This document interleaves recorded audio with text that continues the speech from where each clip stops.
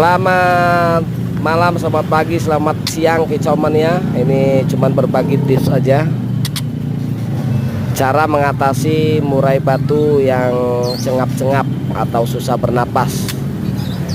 Yaitu penyebabnya pilek ya teman-teman ya, pilek ataupun batuk. Nah, cara mengatasinya dikasih minyak tawon atau bawang putih, lalu dicongkel ya, dikeluarin itu istilahnya kotoran yang di dalam hidung, boleh dikata upil. Yaitu penyebabnya itu kurangnya kebersihan kandang.